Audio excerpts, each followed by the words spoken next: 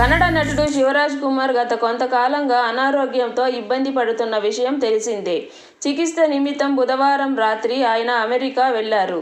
అక్కడ ఒక ప్రముఖ ఆస్పత్రిలో డిసెంబర్ 24న ఆయన సర్జరీ చేయనున్నట్టు తెలుస్తోంది. ఈ మేరకు ఎయిర్పోర్ట్ వద్ద మీడియాతో మాట్లాడారు. తాను క్షేమంగానే ఉన్నానని, ఎవరూ ఆందోళన చెందాల్సిన అవసరం లేదని అన్నారు.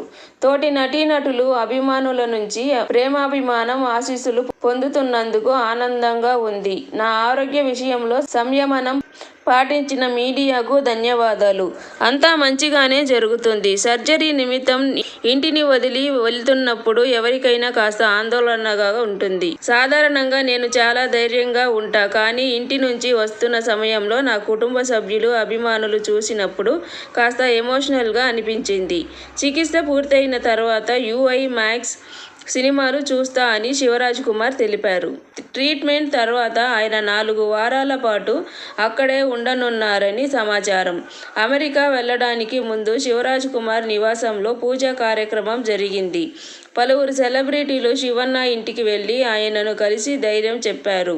తన గత చిత్రం భైరవీ రంగల్ ప్రమోషనల్లో భాగంగా శివరాజ్ కుమార్ తొలిసారి తన ఆరోగ్య సమస్య గురించి మాట్లాడారు.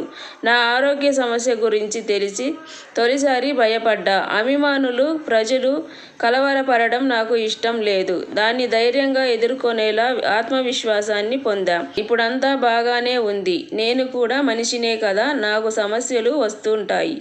నాకు వచ్చిన అనారోగ్యానికి సంబంధించి ప్రస్తుతం చికిత్స తీసుకుంటున్నాను అని శివరాజ్ కుమార్ చెప్పారు.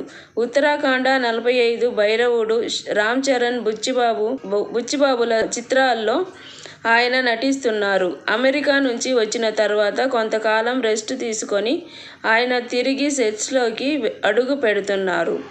ఇక ఈ వీడియో నచ్చితే లైక్ చేయండి, షేర్ చేయండి, కామెంట్ చేయండి. తప్పకుండా సబ్స్క్రైబ్ చేయండి.